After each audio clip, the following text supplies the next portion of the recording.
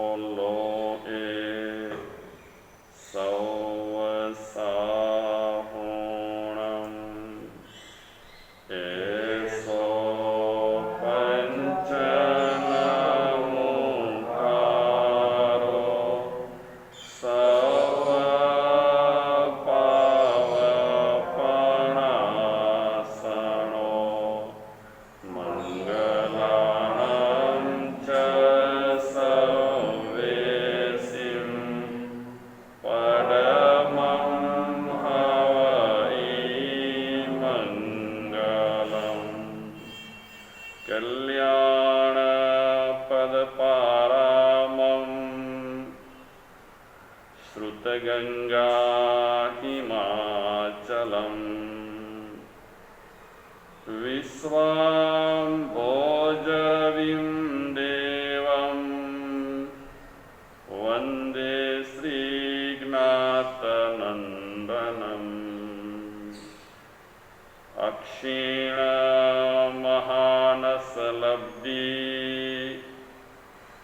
केवल श्रीकराम्बुजे नाम लक्ष्मी मुखे वाणी तमहं गौतमं स्तुवे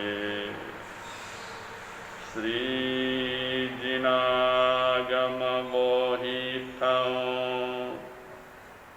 संसारार्णवतारणं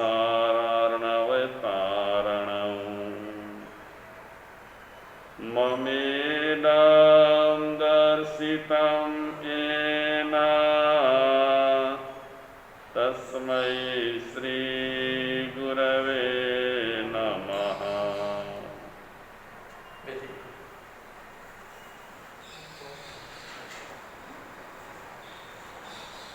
केवल चिंतन मनन से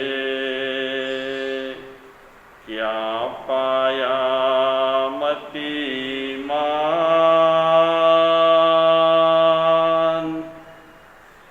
धारण कर ले धर्म को, धारण कर ले धर्म को, तभी होय कल्याण।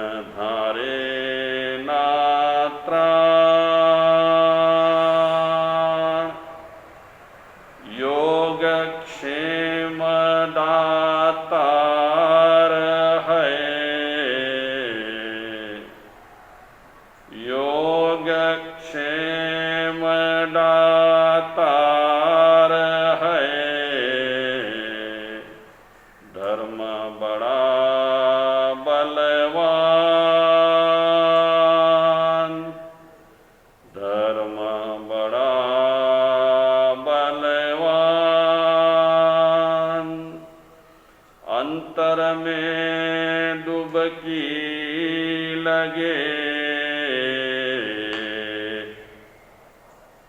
अंतर में डुबकी लगे, भीग जाय सब अंग, भीग जाय सब अंग,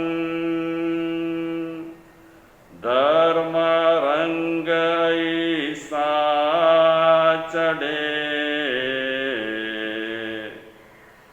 धर्म रंग ऐसा चढ़े,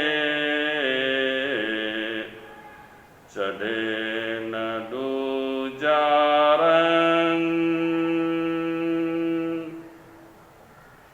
चढ़े न दूजा रंग, संकट सारे दूर हो, संकट सारे दूर हो, विघ्न सभी हट जाए, विघ्न सभी हट जाए, शुद्ध धर्म के पथिक की, शुद्ध धर्म के पथिक की, बाधा सब हट जाए, बाधा सब हट जाए। प्रिय श्रोताजनो नमस्कार। આપણે સૌ સાથે મળી કરી સત્સંગ કરી રહ્યા છીએ। સત્સંગથી સારા વિચાર મળી શકે। યા તો તમે સારા પુસ્તકનું વાંચન કરો, યા તો કોઈ પણ સારી વ્યક્તિ સાથે બેઠક કરો કે જે વ્યક્તિ સાથે બેઠક કર્યા પછી આપણને સારા વિચાર મળે। સારા વિચાર આપણા સૌના માટે ઉપયોગી છે। જેમ આપ સૌ જાણી રહ્યા છો કે પૈસા ઘણી બાબતોમાં કામ લાગે, જેમ પૈસા કામ લાગતા હોય છે તેમ સારા વિચારો પણ ઘણી બાબતોમાં બહુ જ કામ લાગતા હોય છે। અને ક્યારેક પૈસાની પહોંચ ન હોય પણ સારા વિચારોની પહોંચ હોય। પહોંચ એટલે સમજો ને, એની તાકાત હોય। જે પૈસાથી ન નિવારી શકાય તે ઘણી વખત સારા વિચારોથી નિવારી શકાય છે। એટલે પૂર્વ ઋષિ મુનિઓએ સરસ મજાની વ્યવસ્થા કરી છે દરેક ધર્મમાં। ભલે અલગ અલગ નામ આપ્યા હોય પણ દરેક ધર્મમાં સારા વિચારોની આપલે કરવા માટે વ્યવસ્થા રાખી છે। એને પછી આપણે સત્સંગ નામ આપીએ, પ્રવચન નામ આપીએ, કોઈ બીજું કાંઈ નામ આપે, પણ અંતે તો સારા વિચારોની આપલે છે। અને એ સારા વિચારો સૌના માટે ઉપયોગી છે। એ પણ એક ખજાનો જ છે, એ પણ એક બેલેન્સ છે આપણા જીવનની। તો આજના પ્રવચનની શરૂઆત એક પ્રસંગથી કરું છું। એક પ્રોફેસર થઈ ગયા જેમનું નામ હતું મોલિનો વસ્કી। મોલિનો વસ્કી એને આફ્રિકાના જંગલોમાં પ્રવાસ કરવાની ઈચ્છા થઈ અને એનો ઈરાદો, એ પ્રોફેસરનો ઈરાદો કે આફ્રિકાના તમામ જંગલો મારે ફેંદી વળવા, ફરી લેવા। પણ એ સમયે એ આફ્રિકાના જંગલો અંધારિયા ખંડ તરીકે ઓળખાતા હતા।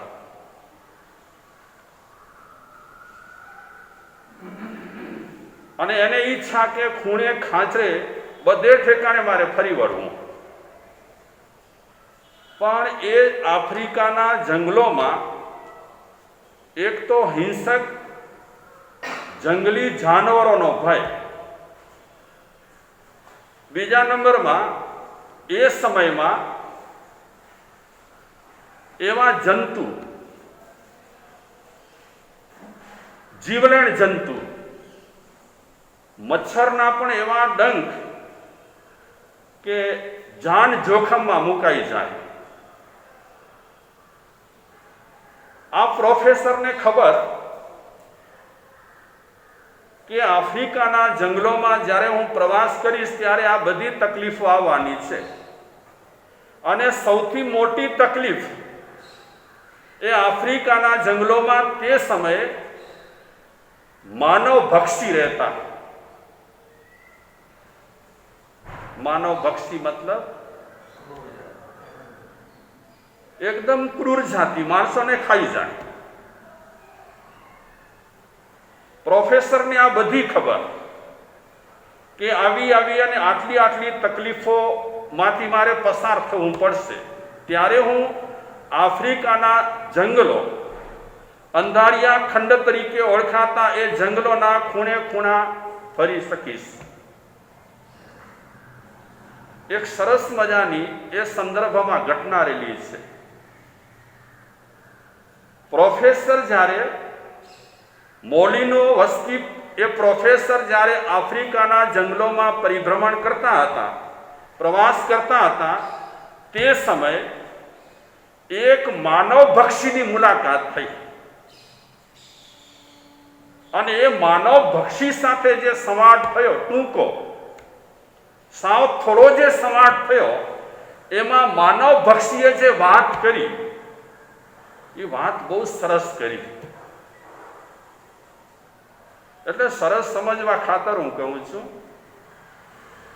કે ખરેખર એને જે વિચાર્યું હશે તે વાત એવી થઈ કે જંગલોમાં પરિભ્રમણ દરમિયાન જ્યારે માનવ ભક્ષીની મુલાકાત થઈ, માનવ ભક્ષી એને મળ્યો, ત્યારે માનવ ભક્ષી પ્રોફેસર એ લોકોની ભાષા જાણતા ન હતા, એટલે એક ડુભાસિયાને રાખેલ સાથે, અને ડુભાસિયા મારફતે વિચારોની આપલે થતી, સંવાદ થતો, વાર્તાલાપ થતો.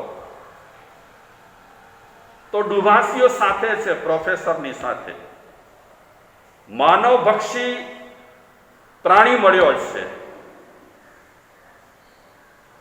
આમ તો ડગલે અને પગલે જંગલોમાં ભય હતો.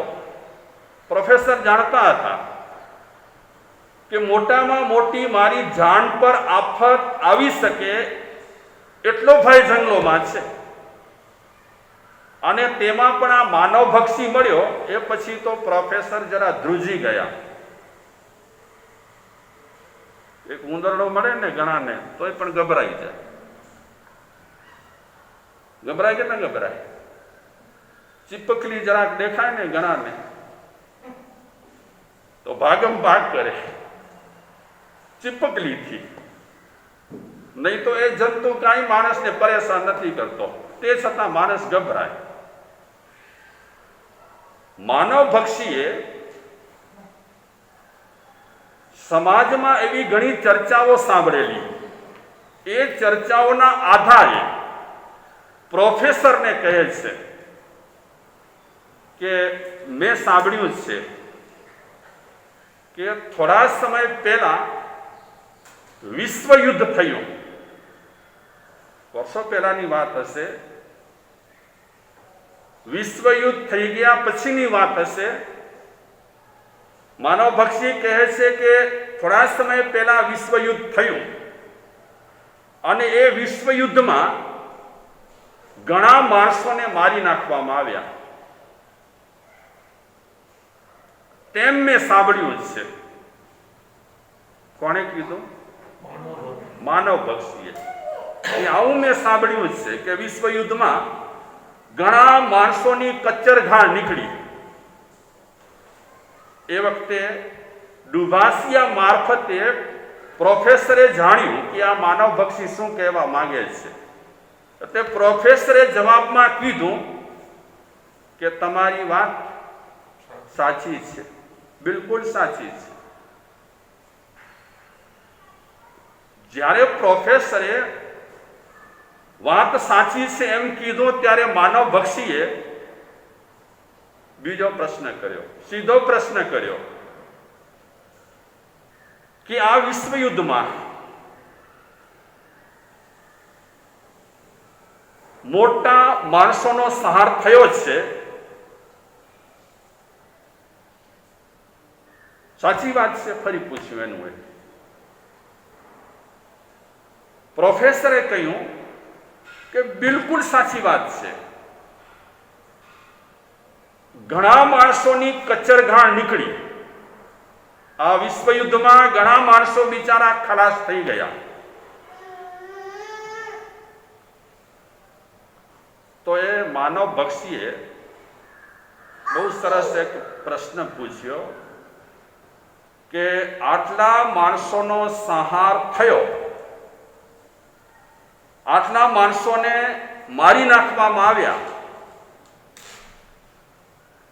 તો મારી નાખ્યા પછી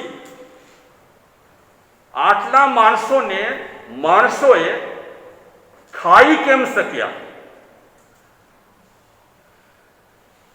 કોને ખાઈ કેમ શક્યા? વિશ્વયુદ્ધમાં માણસો મરી ગયા, તો માનવ બક્ષી પૂછે છે કે આટલા માણસોને તમે લોકોએ ખાધા કેમ?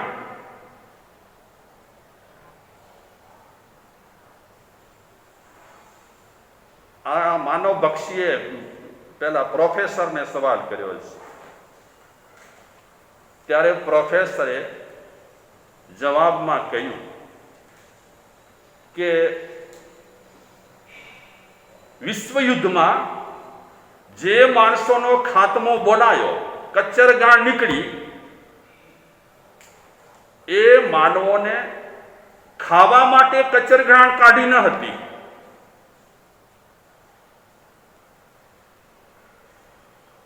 એ માનવ બક્ષી કહે છે જો તમે લોકોએ આ વિશ્વયુદ્ધમાં માણસોને મારી નાખ્યા અને મારી નાખ્યા પછી ખાધા નહીં, તે છતાં તમે લોકો માનવ બક્ષીની આલોચના કરો છો, માનવ બક્ષીની ઘૃણા કરો છો.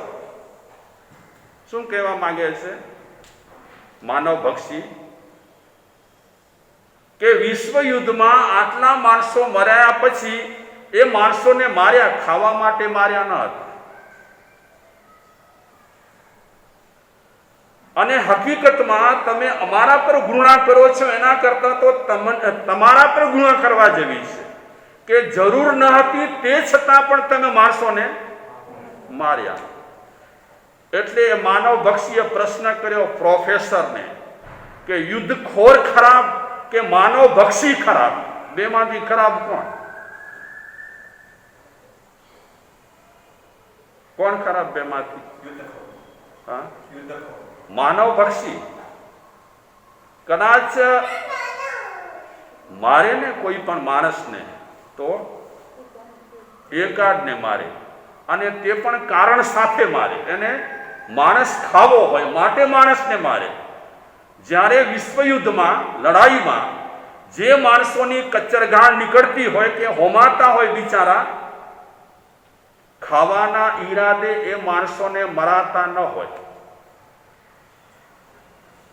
માનવ બક્ષી કહેવા એમ માંગે છે કે તમારા કરતા તો અમે ઘણા સારા.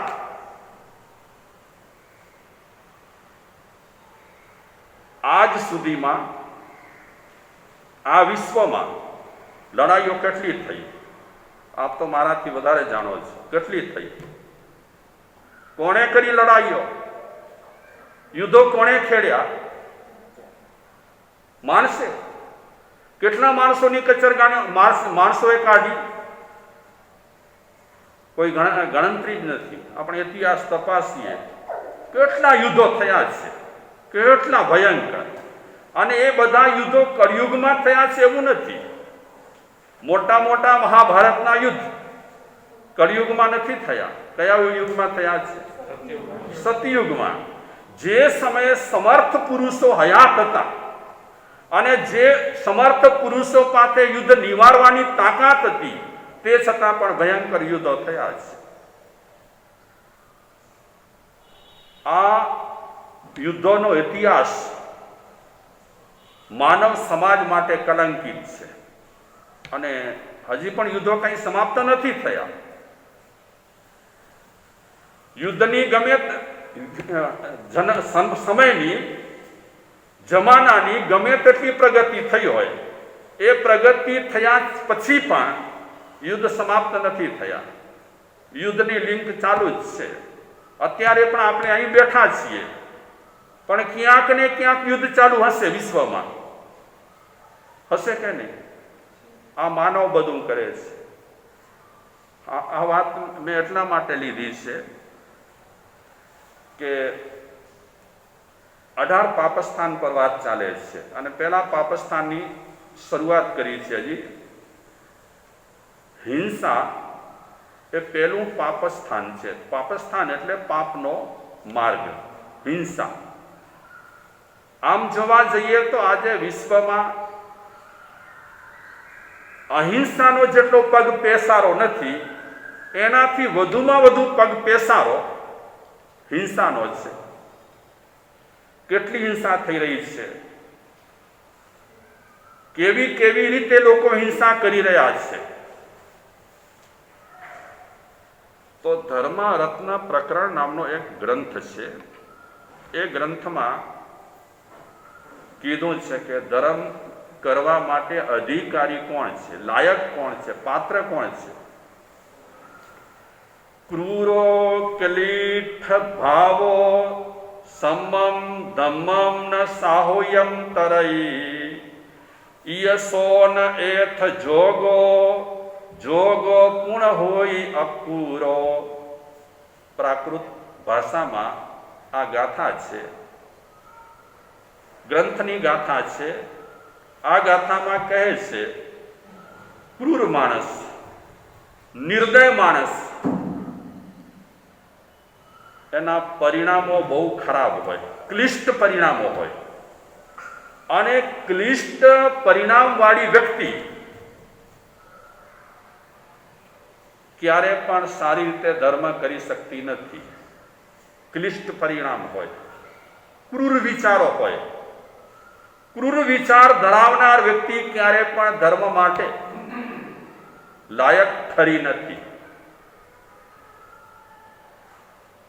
માનવ માટે આ કલંકિત એક વાત રહેલી છે કે આજની તારીખે પણ કેટલી હિંસા ચારે બાજુ થઈ રહી છે, ખૂબ જ હિંસા થઈ રહી છે. આ હિંસાથી બચવા માટે વ્યક્તિએ યથાશક્ય પ્રયાસ કરવો પડે. અને જ્યાં સુધી આપણામાં અક્રૂરતા ના આવે, દયા ના આવે, અહિંસાના ભાવ ના આવે, ત્યાં સુધી આપણે ધર્મ કરી શકવા માટે પાત્ર ઠરતા નથી. અને આમે પણ ખેડૂતોને પેદાશ કરવી હોય ને, ખેતીવાડી, તો કઠણ જમીનમાં ક્યારે પણ થઈ શકતી નથી. ખેતીવાડી, અનાજનું ઉત્પાદન કેવી ભૂમિમાં થાય? ઠીક સારી ભૂમિ હોય, ફળદ્રુપ ભૂમિ હોય, ઉપજાઉ ભૂમિ હોય, એમાં જ પેદાશ થઈ શકે છે. તે રીતે ધર્મ પણ, ધર્મનું બીજ પણ આપણી જમીન, હૃદયરૂપી જમીન નરમ હોય તો જ એમાં ધર્મના બીજ વાવી શકાય છે. ધર્મની આ પ્રાથમિકતા રહેલી છે કે જ્યાં સુધી વ્યક્તિ નિર્દય હોય ત્યાં સુધી ધર્મનું સ્થાન આપણે આપણા જીવનમાં લઈ શકતા નથી. તો કબીરજીની એક સરસ મજાની વાત છે, જંત્ર કહેવાય કબીરજીનું. કબીરજીના જંત્રમાં એક પ્રશ્ન પૂછવામાં આવ્યો છે કે બડા પાપ ક્યા હૈ, મોટો પાપ કયો? તો એ જંત્રમાં જવાબ આપ્યો છે, બડા પાપ હૈ હિંસા તેહી સમાન ન કોઈ, ધર્મરાય જબ લેખા માંગે તબ સબ નૌબત હોય.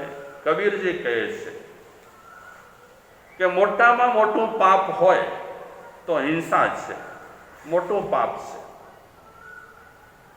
તેહી સમાન ન કોઈ, હિંસા સમાન કોઈ પાપ નથી. જૈન દર્શનમાં 18 પાપસ્થાનકમાં પહેલું પાપસ્થાન પ્રાણાતિપાતનું આપ્યું છે. હિંસા નિવારણ, કોઈ પણ પ્રાણીના પ્રાણ પર અતિક્રમણ ન કરવું, એવી વાત 18 પાપસ્થાનકમાં પહેલા જ પાપસ્થાનકમાં આપી છે. કબીરજી પણ કહે છે, બડા પાપ હૈ હિંસા, મોટું પાપ હિંસા છે. કોઈ પણ જીવનો જીવ લેવો એ મોટામાં મોટું પાપ છે. કોઈ પણ જીવને ત્રાસ આપવો, કોઈ પણ જીવને તકલીફ આપવી એ મોટામાં મોટું પાપ છે. આજે જગતમાં પશુ અને પક્ષીઓની, જીવજંતુઓની ખૂબ જ હિંસા મોટા પાયે થઈ રહી છે. આ હિંસા આપણે સદંતર નાબૂદ કરી શકીએ એટલી તાકાત આપણામાં નથી, પણ આપણા થ્રુ, આપણા ઘરમાં, આપણી આસપાસ જે હિંસા થઈ રહી હોય એને અટકાવવા માટે આપણે યથાશક્ય પ્રયાસ કરી શકીએ છીએ. સૌથી પ્રયાસ તો પહેલો આપણે આપણા ઘરથી, આપણા જીવનથી કરવાનો હોય છે.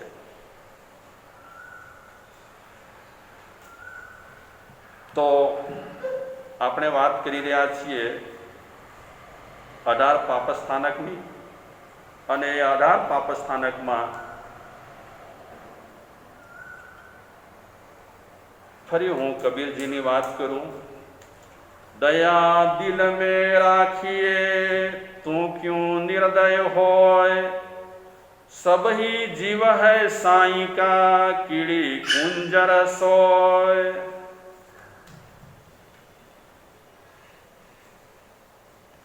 કબીરજી કહે છે કે દિલમાં દયા રાખવાની,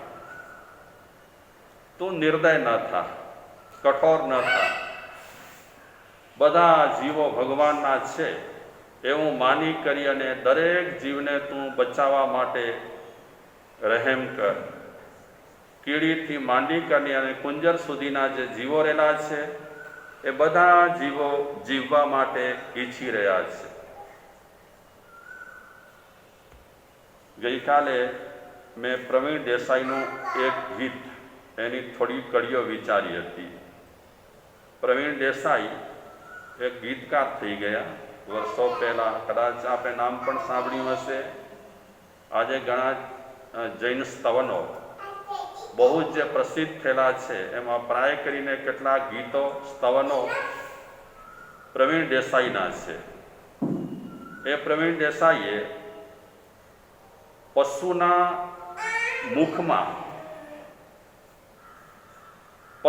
મુખમાંથી એક એવું ગીત તૈયાર કર્યું છે. હું થોડીક એની લીટીઓ કહીશ, લાઈનો. સાંભળજો કર્મની કહાણી, પશુઓના હૈયાની વાણી. સાંભળજો કર્મની કહાણી, પશુઓના હૈયાની વાણી.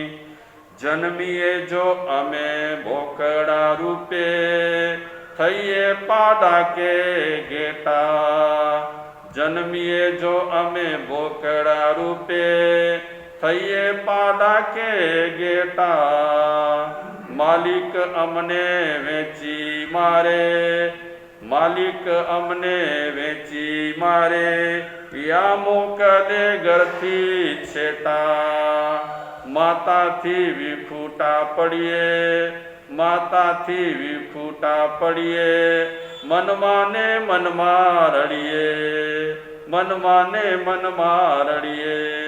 સાંભળજો કર્મની કહાણી, પશુઓના હૈયાની વાણી.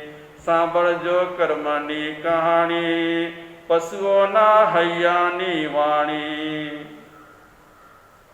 પશુ બોલી રહ્યું છે ગીતમાં કે અમારી કર્મની કહાની તમે સાંભળો, અમારી હાલત કેવી છે. જન્મીએ જો અમે બોકડા રૂપે,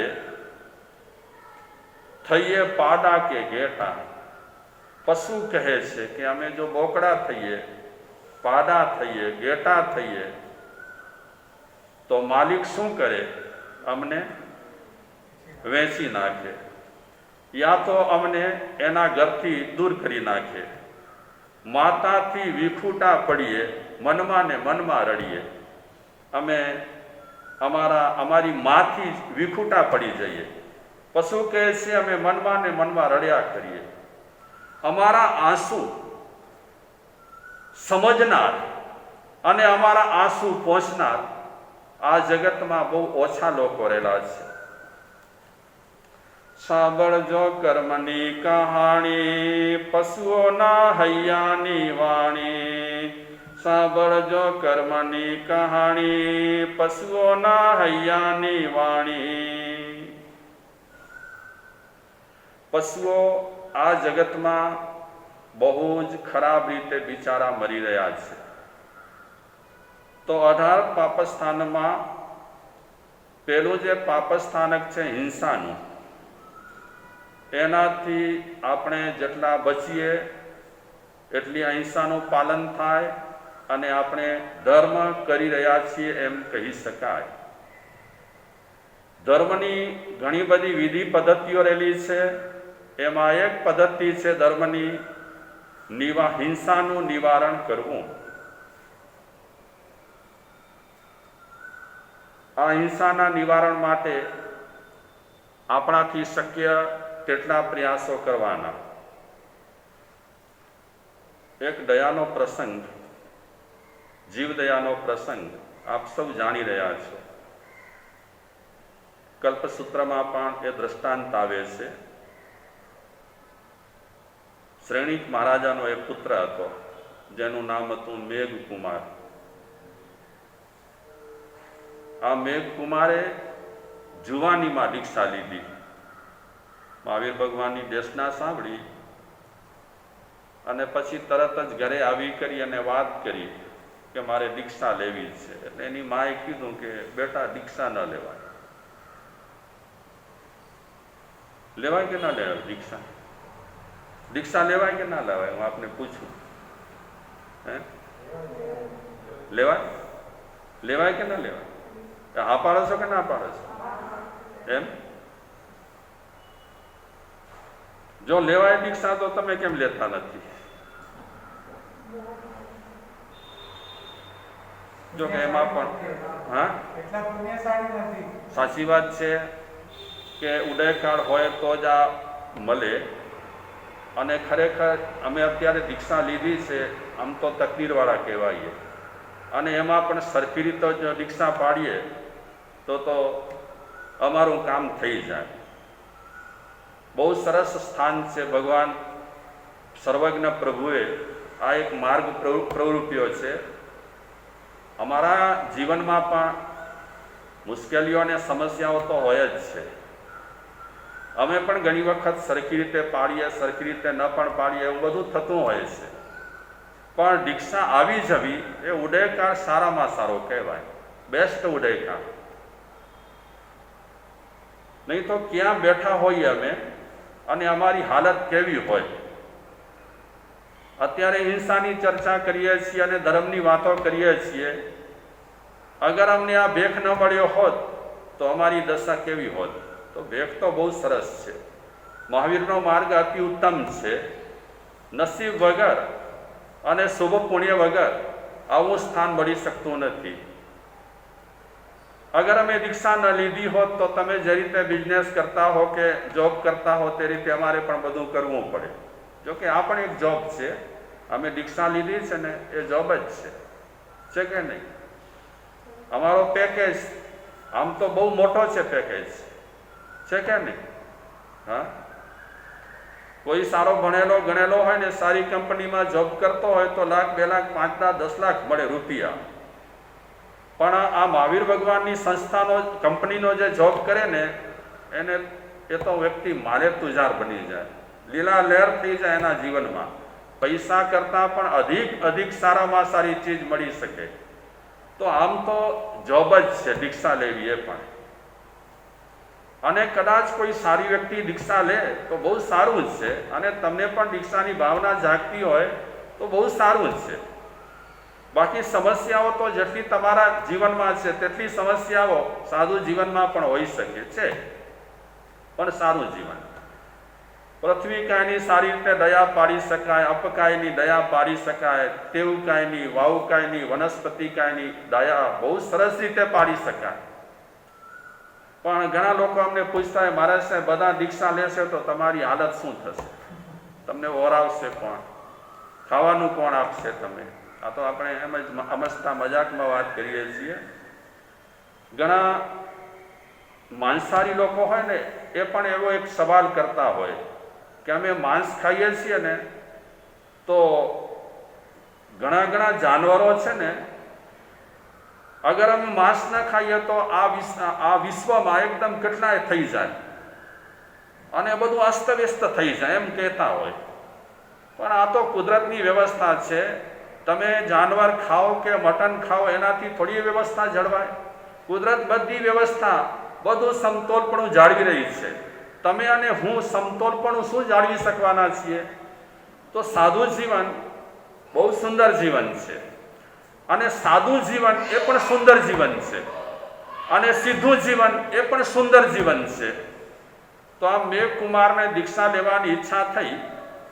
માતા પિતાની પરવાનગી લેવા માટે આવ્યા છે. માતા પિતાએ થોડી સમજાવવાની કોશિશ કરી કે તમે દીક્ષા ન લો, કારણ કે દીક્ષામાં બહુ તકલીફો રહેલી હોય, તડકા, ટાઢ, ગરમી બધું સહન કરવાનું હોય. તે છતાં પણ મેઘકુમારે કીધું કે નહીં, મારે દીક્ષા લેવી જ છે, અને દીક્ષા લીધી. ટૂંકમાં જ હું વાત કરું છું. દીક્ષા લીધા પછી પહેલી જ રાત્રિ હતી દીક્ષાની, આ બધાને ખબર હશે. અને એ મેઘકુમાર જે મુનિ બન્યા છે, મહાવીર ભગવાનના ઘણા સાધુજીઓ રહેલા હતા. રાત્રિનો સમય હતો, કોઈક ધ્યાન ધરતા હતા, કોઈક સ્વાધ્યાય કરતા હતા, કોઈક પ્રશ્નોત્તરી કરતા હતા ધાર્મિક, કોઈ કાંઈ કરતા હતા, કોઈક વિશ્રામ કરતા હતા. એવા સમયમાં આ નવદીક્ષિત મેઘ મુનિ એ એક ઠેકાણે વિશ્રામ કરી રહ્યા હતા. હજારો સાધુઓ હોય મહાવીર ભગવાનના, એમાં છેલ્લા દીક્ષિત રહેલા હતા. મેઘ મુનિ એવે ઠેકાણે આરામ કરી રહ્યા હતા કે સાધુઓની અવર જવર સતત થતી હતી, ગમે તે કારણ. એ સમય દરમિયાન એમને ઊંઘ ના આવી,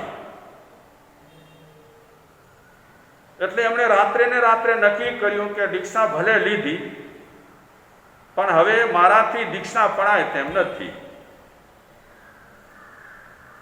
વહેલી સવારે મહાવીર ભગવાન પાસે આવા નિર્ણય સાથે એ જ્યારે આવે છે ત્યારે મહાવીરે મેઘ મુનિને કીધું કે તમે આ વિચારો લઈ કરી અને આવ્યા છો, અને તમને હવે આ માર્ગમાં તકલીફો પડે છે, જે તકલીફો તમારાથી સહન થતી નથી.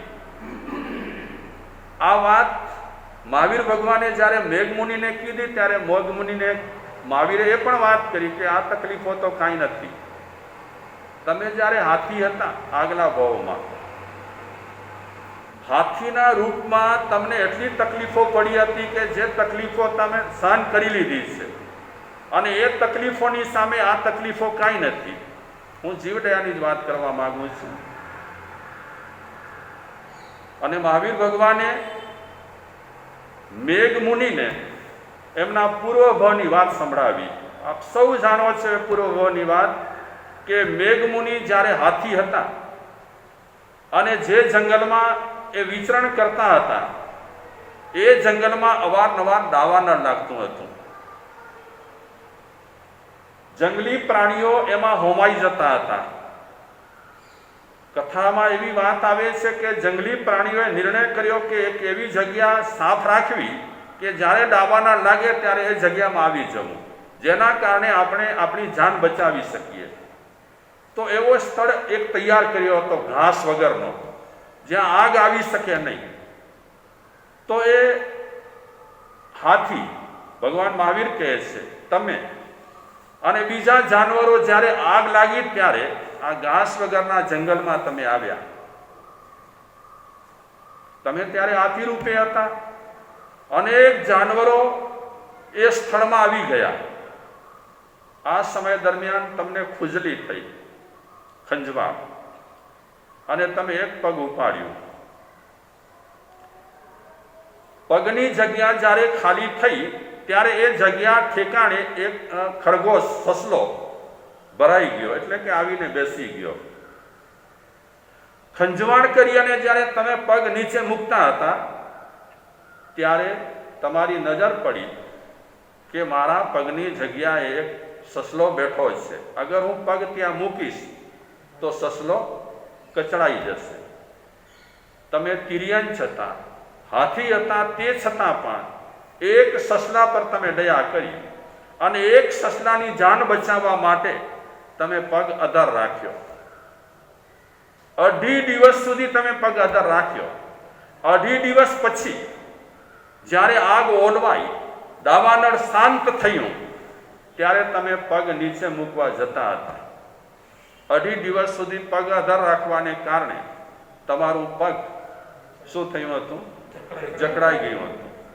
આ જકડામણને કારણે જેવું તમે પગ નીચે મૂકવા માટે તૈયાર થયા કે જકડામણને કારણે તમે બેલેન્સ ગુમાવી પડી ગયા અને થોડા સમયમાં તમારું મૃત્યુ થયું.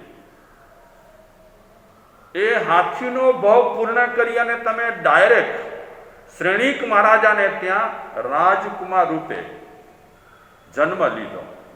આ જીવદયાની વાત બહુ સમજવા જેવી છે. એક જીવદયા પાડવાથી કેટલો લાભ થાય છે. પહેલો લાભ, એને મનુષ્ય અવતાર મળ્યો. ડિસ્કસ કરે છે આ પ્રસંગ પર ઘણા ચિંતકો, સાધુ ભગવંતો, કે પહેલો લાભ આ મેઘ મુનિને એ થયો કે મનુષ્ય અવતાર મળ્યો. તો પહેલી વાત એ ધ્યાનમાં રાખવા જેવી છે કે જે વ્યક્તિ અહિંસાનું પાલન કરે છે, જે વ્યક્તિ અહિંસા પાળે છે, જે વ્યક્તિ જીવદયા પાળે છે, એનો મનુષ્ય બંધ થાય છે. મનુષ્યનું આયુષ્ય બંધાય છે આ જીવદયાથી. શાયદ અત્યારે આપણે મનુષ્ય થયા છીએ, કોઈ પણ જન્મમાં કદાચ આપણે જીવદયા પાડી હોય એનું પણ પરિણામ હોઈ શકે કે જેના કારણે અત્યારે આપણને મનુષ્ય અવતાર મળ્યો છે. બીજા નંબરમાં, જીવદયાને કારણે એનો પુણ્યબંધ કેટલો થયો કે જેના તેના ઘરે જન્મ ન થયો, જેમાં તેવા ઘરે જન્મ ન થયો. અને કોના ઘરે જન્મ થયો? રાજાને ત્યાં, શ્રેણીક મહારાજાને ત્યાં. આ પણ એક જીવદયાનો પ્રભાવ છે. બીજી વચ્ચે હું વાત કરું, ઘણા લોકો બહુ તંદુરસ્ત રહેલા હોય. ઘણા વડીલો પણ એમ કહેતા હોય કે આજ સુધીમાં મારા શરીરમાં ઇન્જેક્શન નથી ગયું. અને ઘણા લોકો આજની તારીખે કહેતા હોય છે કે હજી સુધી મેં ગોળી ખાધી નથી. જો કે આ વાત આપણને માનવામાં ના આવે, કારણ કે આપણે રોજની 10 ગોળી ખાતા હોઈએ અને પેલો માણસ એમ કહે કે મેં ગોળી નથી ખાધી, એ વાત ન માનીએ. તે છતાં પણ આજે છે એવા લોકો ગોળી પણ ન લીધી હોય. મતલબ એનો એ કે તંદુરસ્તી, અને તંદુરસ્તીને કારણે ન ઇન્જેક્શન લેવા પડે, ન દવા લેવી પડે. અને તંદુરસ્તી શેનાથી પ્રાપ્ત થાય? તો શાસ્ત્રકારો પણ એમ કહે છે જીવદયાથી. જે વ્યક્તિ જીવદયાનું પાલન કરે છે એને તંદુરસ્તી મળતી હોય છે. બીજી વાત, ઘણાના આયુષ્ય તંદુરસ્તીની સાથે મોટા હોય, દીર્ઘ આયુષ્ય હોય. તો શાસ્ત્રકારો એમ કહે છે કે અહિંસાના પાલનને કારણે અને જીવદયાને કારણે દીર્ઘ આયુષ્ય પણ મળતું હોય છે. યશની પ્રાપ્તિ પણ થતી હોય છે જીવદયા માટે. અને જીવદયાના ફાયદા માટે એવી શાસ્ત્રોમાં ઘણી ઘણી વાતો કરી છે. તો હું વાત કરું આ મેઘ મુનિની. મહાવીર ભગવાન એને સમજાવવાની કોશિશ કરી કે આ કષ્ટ કાંઈ નથી, પેલા હાથીના ભવમાં તે કષ્ટ ઘણા વેઠ્યા છે. હવે આ કષ્ટ તું સહન કરીશ તો બહુ ફાયદા છે. જોકે મેઘમુનિ તો પાછા સ્થિર થઈ ગયા, કારણ કે સામે નેતૃત્વ ધરાવનાર ભગવાન મહાવીર હતા, સંરક્ષક મહાવીર હતા, એને સ્થિર કર્યા. મેઘમુનિને ફાયદો જીવદયાને કારણે એક શું થયો કે એક સમર્થ પુરુષનો ભેટો થઈ ગયો. કોનો ભેટો થયો? મહાવીર. આ જીવદયાને એક જીવ બચાવવાથી કેટલા લાભ થાય છે એ આ પ્રસંગમાંથી આપણે ગણી શકીએ. કેવલ એક જીવને બચાવવાથી મેઘમુનિને આટલા લાભ થયા, સમર્થ પુરુષનો ભેટો થયો, અને ત્યારબાદ ભર યુવાનીમાં એને દીક્ષા લેવાની ભાવના જાગી. આ પણ એક જીવદયાના પ્રભાવને કારણે, અહિંસાના પાલનને કારણે એને ફાયદો થયો.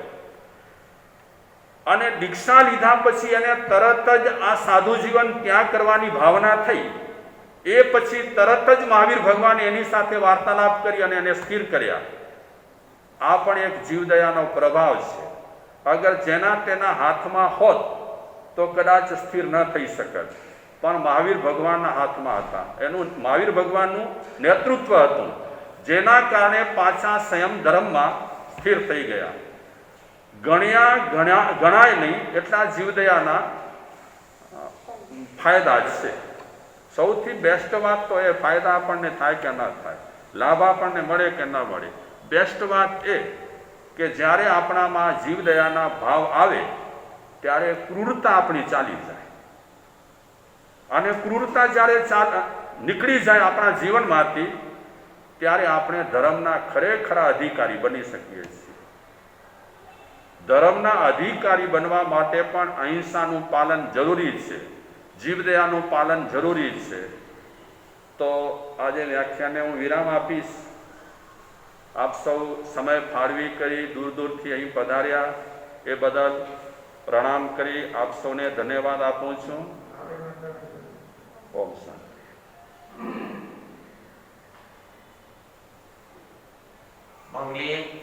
ચતારી મંગલમ અરિહંતા મંગલમ સિદ્ધા મંગલમ સાહુ મંગલમ કેવલી પનતો ધમો મંગલમ. ચતારી લઘુત્તમા અરિહંતા લઘુત્તમા સિદ્ધા લઘુત્તમા સાહુ લઘુત્તમા કેવલી પનતો ધમો લઘુત્તમો. ચતારી શરણં પવજામિ અરિહંતા શરણં શરણં પવજામિ સાહુ શરણં પવજામિ કેવલી પનતં ધમ્મં શરણં પવજામિ. ચાર શરણાદુ કરણાવર્ણ શરણું કોઈ જે ભવ્ય પ્રાણી આદરે અક્ષય અવિચલ પદ હોય.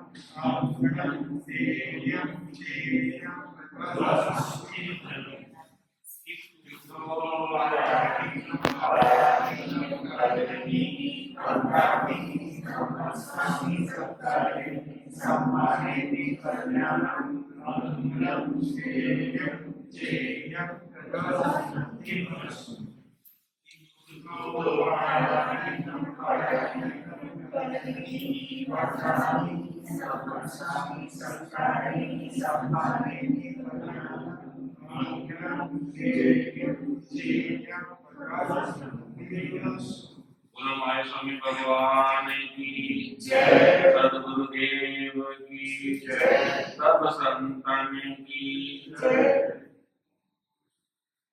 ગુરુદેવ નરેશ મુનિ મહારાજ સાહેબની જય. બોલો ઓજસ મુનિ મહારાજ સાહેબની જય. આજ કે આનંદ કી જય. જય જિનેન્દ્ર. આજે હું અમારા એરિયામાંથી વ્યાખ્યાન સાંભળવા માટે આવ્યો હતો. અમારા કોઓર્ડિનેટર જીજ્ઞાબેને ખાસ ફોન કરીને અમારા પરિવારને આમંત્રણ આપ્યું હતું કે તમારે આજે વ્યાખ્યાન સાંભળવા આવવાનું છે. તો હું ઈ હિસાબે આજે વ્યાખ્યાન સાંભળવા આવ્યો હતો. ખૂબ સરસ વ્યાખ્યાન હતું. વ્યાખ્યાન આ રીતે આપણે એક પ્રાઇવેટ રીતે 20 વ્યક્તિ વ્યાખ્યાન સાંભળે, સાંભળવાનો લાવો જ અલગ છે. હું દરેક આપણા સંઘના સભ્યને કહીશ કે જ્યારે તમારા કોઓર્ડિનેટર તમને ફોન કરે કે વ્યાખ્યાન સાંભળવા જવાનો આપણો આજનો વારો છે, ત્યારે ઈ લાભ, ઈ મહાધર્મ લાભ અને ઈ મોકો કોઈ હિસાબે ચૂકશો નહીં. આવો અનન્ય લાભ, આવો અનન્ય અનુભવ આપને વ્યાખ્યાન સાંભળશો ત્યારે જ સમજાશે કે આ કઈ રીતનો કેવો મહાલાભ છે અને કેવો મોકો છે. તો તમારા કોઓર્ડિનેટર તમને ફોન કરશે ત્યારે જરૂરથી, જેમ આજે હું આવ્યો છું, મારા કોઓર્ડિનેટરે કીધું એટલે એ રીતે તમે પણ બધા જરૂરથી મોકો ઝડપી લેશો અને જરૂરથી વ્યાખ્યાનનો લાભ લેશો અને સાંભળશો. કારણ કે ચાતુર્માસ દરમિયાન એક વખત કે બે વખત જ લાભ મળવાનું છે કોઈને પણ. એટલે એક એક એરિયાને બહુ તો એક વખત કે બે વખત લાભ આપવામાં આવ્યો છે. એટલે આટલો જ લાભ મળશે. એટલે તમે મોકો જતો કરતા નહીં, જરૂરથી મોકો લેજો અને વ્યાખ્યાન સાંભળવા માટે જરૂરથી આવજો. જય શ્રી સાહેબજી ઇઝ વેરી અપ્રોચેબલ. કાંઈ બી પૂછવું હોય તો બી વાંધો નથી આવતો, વેરી કમ્ફર્ટિંગ. અને મારી બેબીને બી બહુ she was also glued to it. Usually no બેસે but today she sat for some time at least and we like coming up. Thank you so much. आज का प्रवचन बहुत ही लाभकारी था और एकदम दिल में अंदर उतर गया. महाराज साहब का बहुत बहुत धन्यवाद. આજે ગુરુજીનું પ્રવચન સાંભળીને ખૂબ જ ખુશી થઈ. તેમણે અહિંસા બાબત પ્રવચન આપ્યું અને આપણા આગલા જન્મ માટે પણ અહિંસા ખૂબ જ ઉપયોગી થાય છે તે વિશે જાણવા મળ્યું. એટલે ખૂબ ખૂબ ધન્યવાદ સમાજનો. આજનું પ્રવચનથી બહુ પ્રભાવિત થયો છું. ગુરુદેવના આશીર્વાદથી બહુ જાણવા મળ્યું. જય જિનેન્દ્ર. સાહેબે અહિંસા અને જીવદયા પર બહુ સરસ રીતે પ્રવચન આપ્યું અને એટલું સરસ રીતે સમજાવ્યું કે આપણને તરત જ ખ્યાલ આવી જાય કે શું છે જીવદયા અને અહિંસા. સાહેબના અમૂલ્ય વિચારોથી બહુ જ ખૂબ જ આનંદ થયો છે અને હંમેશા આવતા રહે એટલે અમને ખૂબ લાભ મળી શકે.